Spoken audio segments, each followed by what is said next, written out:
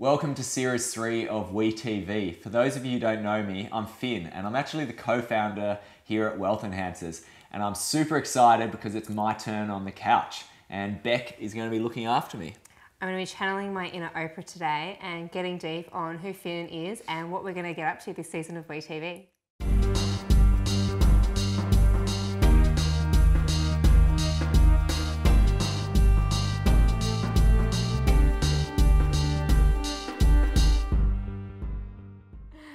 I'm so excited to have you here.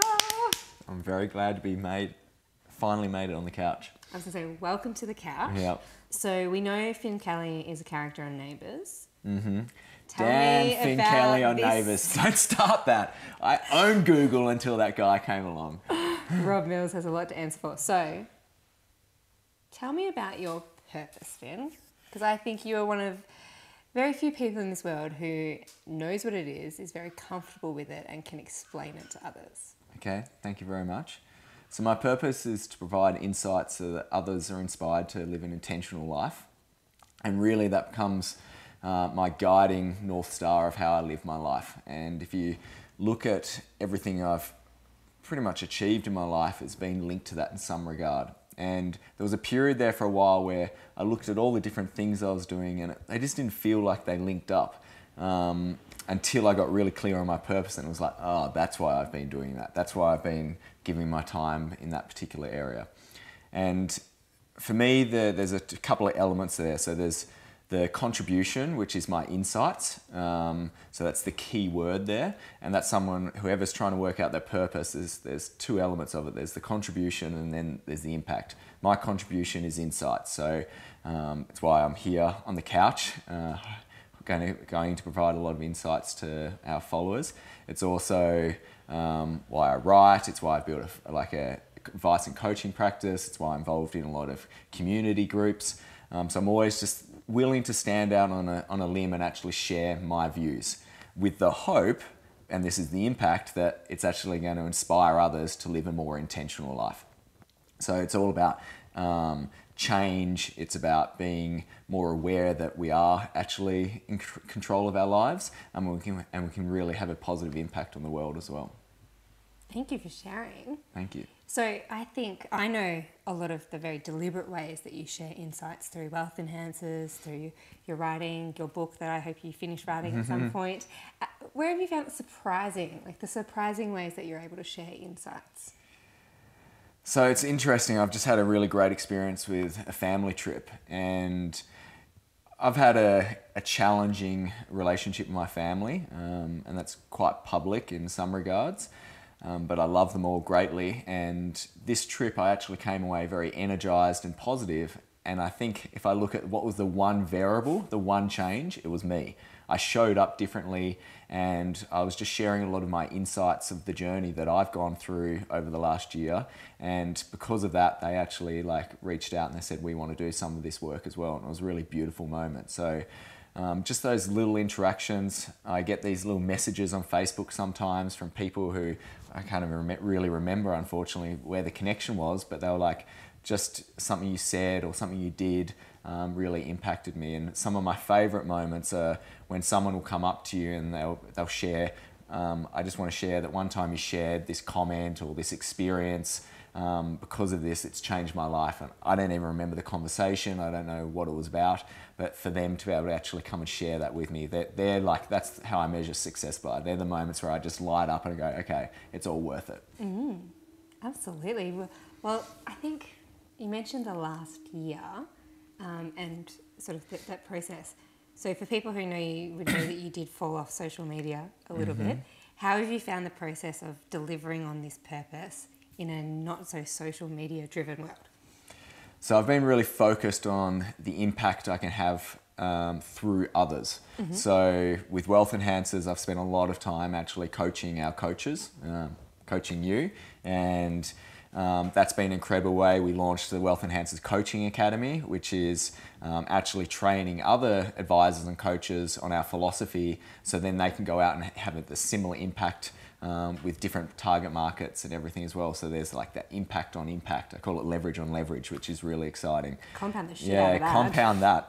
It's super powerful. And then just this concept of presence, just wherever you are, whoever you're with, just being with them and giving them the attention.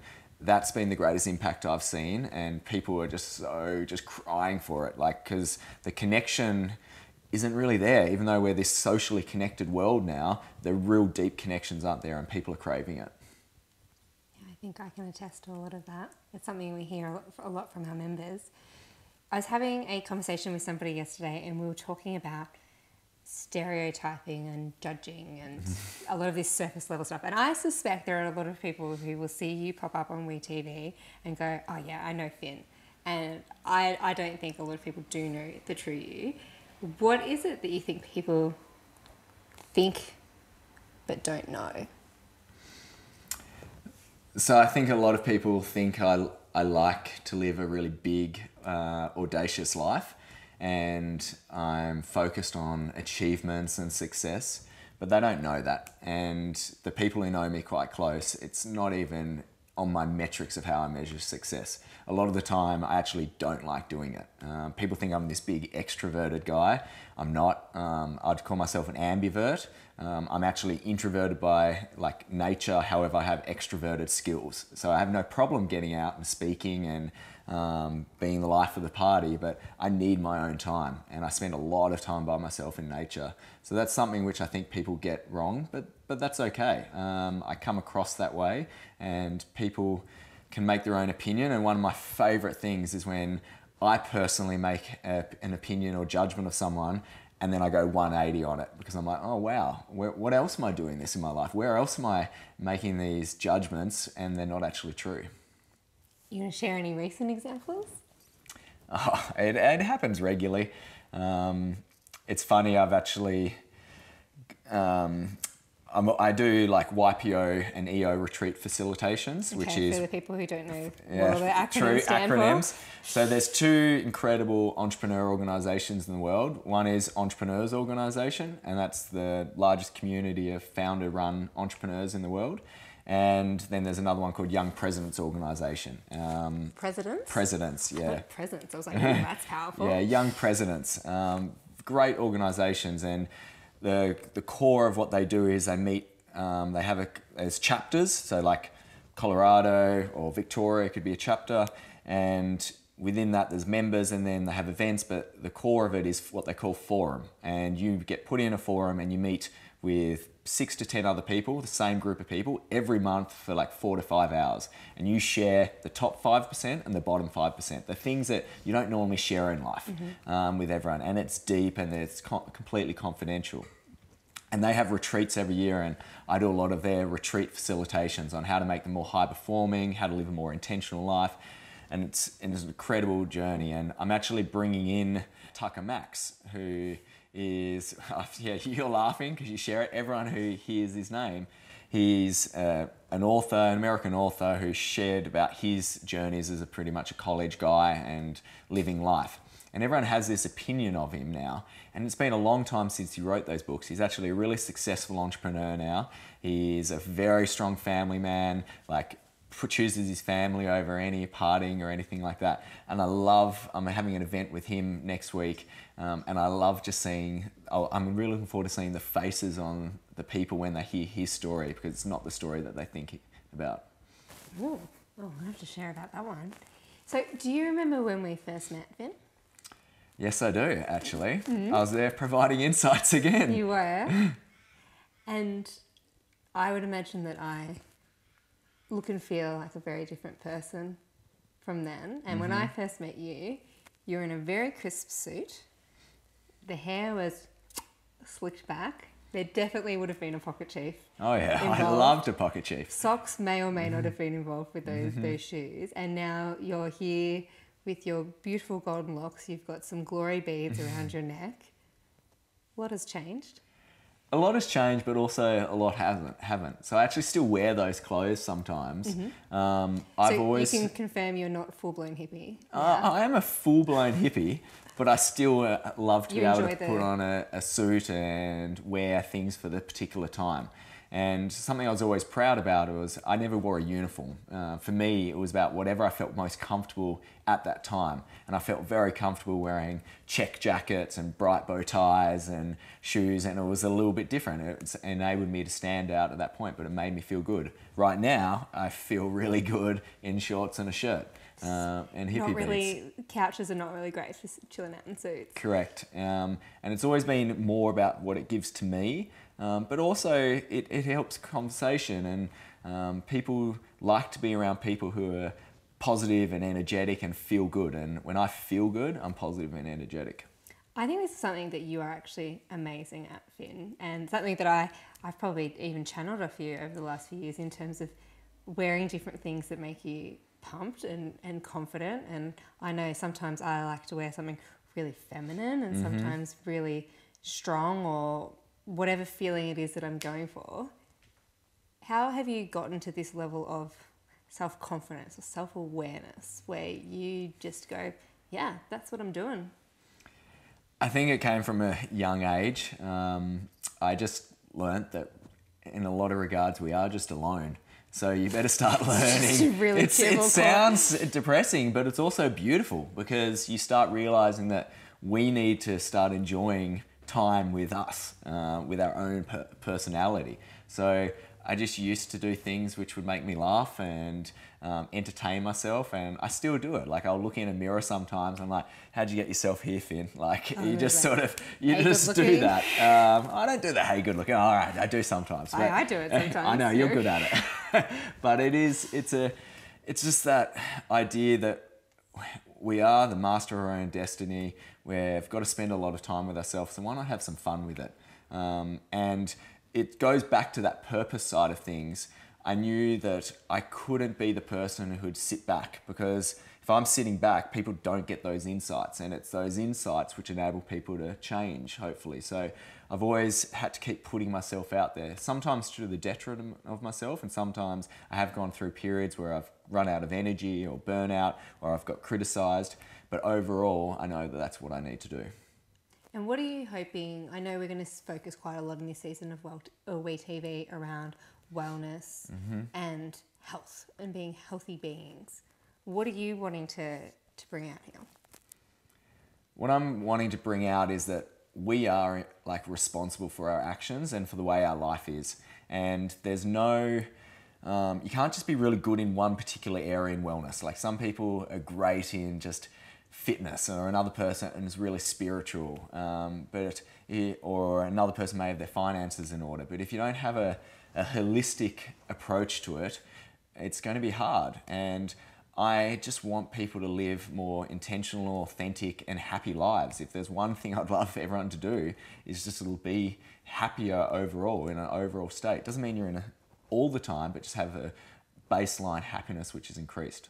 Imagine what the world would be like if it all be happier and healthier. It would be incredible. I think about that all the time. Imagine if we had no war. Like a war comes from pain and fear. So if we suddenly went into a state of joy and a state of abundance, we could get rid of these wars, and that's exciting. And I do believe that our generation is this millennial generation. We're the first generation which can have huge impact, because we have now the connection through technology. That's one of the great things through it. We're also asking why, and we want the world to be better. So I've always had this thought process, if everyone just helped one person like below them, like if the higher 50% helped one person and the bottom 50%, then the world would be really great. So we just need to help one person at a time. Now, I've often thought about the concept of a world without financial stress, because I believe financial stress is a preventable or a curable disease or illness. And if that didn't exist, what would we be capable of? So what would we be capable of? Tell me. It's so big. It's so big, and I think about, there's so many things that we can worry about in this world, and should worry about, like that deserve that attention. But I believe that finances don't need to be that thing. And when you have that taken care of, you've got the capacity to think creatively. You can think about others because you're not in such a protective or a defensive mode. And then we can do those 1% or that one person or the 10 people or whatever it might be.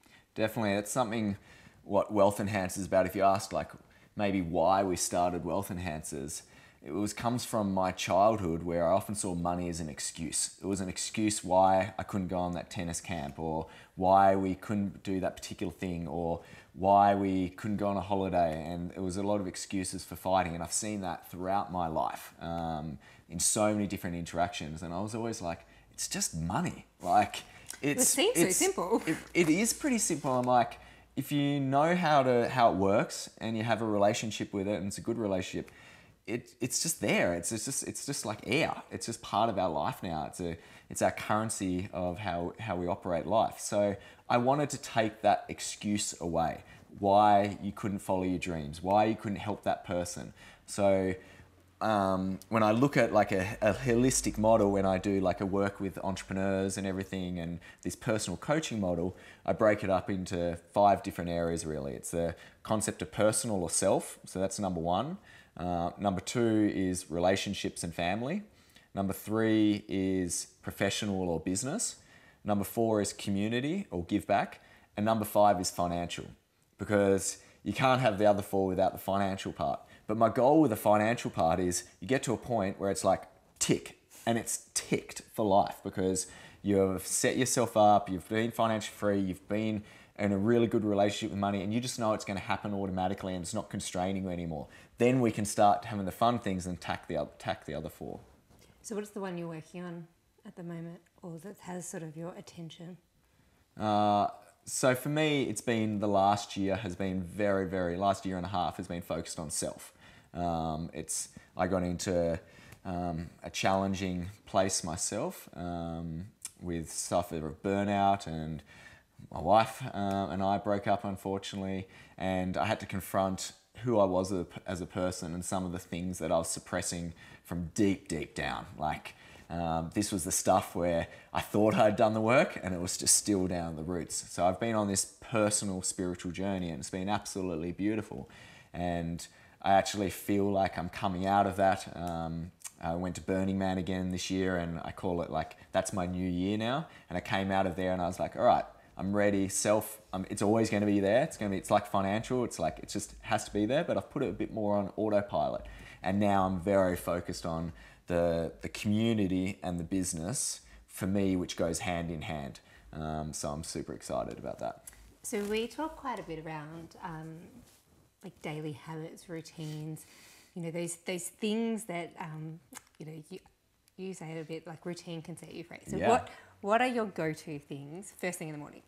First things in the morning, I try to start with a smile. So I just literally smile, and then there's evidence now where if you smile for 30 seconds, your happiness levels actually increase. So it's just a simple little hack for you to do each day, and it's fun.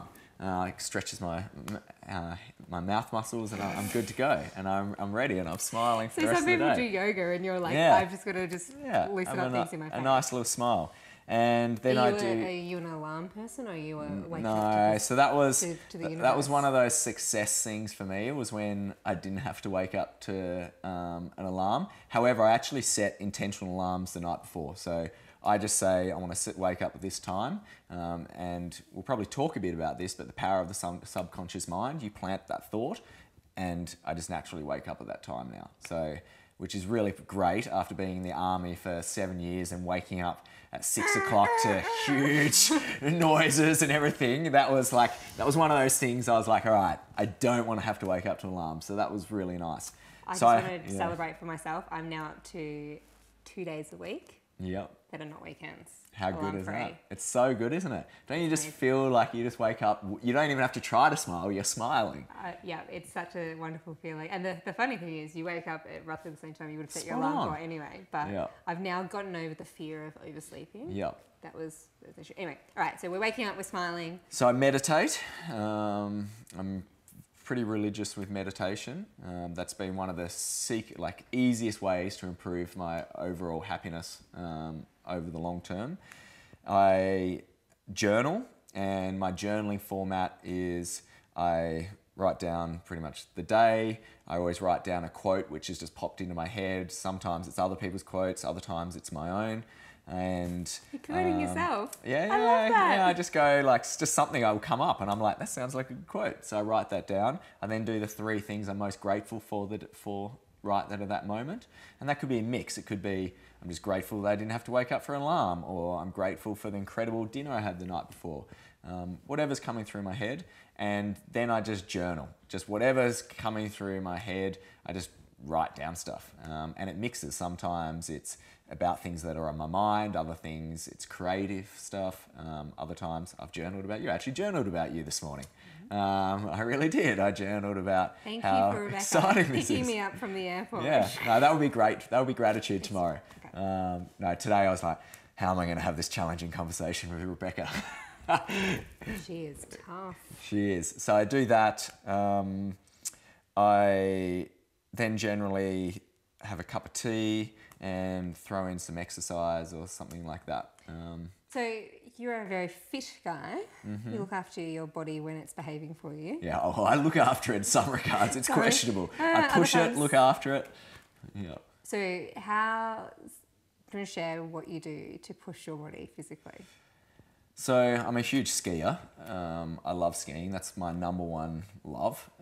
It gives me so much energy, and it was always funny. I'd see people... Like snow skiing. Yeah, snow skiing. So I'd see people who, I know, they were amazing at violin, or they were beautiful artists, and I was always like, I was quite envious of them because they had that one thing that they were so passionate about. And then someone just pointed out, they're like, you have that. And I was like, what is it? And they're like, skiing. Like, you spend your life like chasing snow. You've changed your whole business to be remote so you can have more flexibility. Like, you spend time overseas, like all these different things. So I do love that. I spend a lot of time doing that.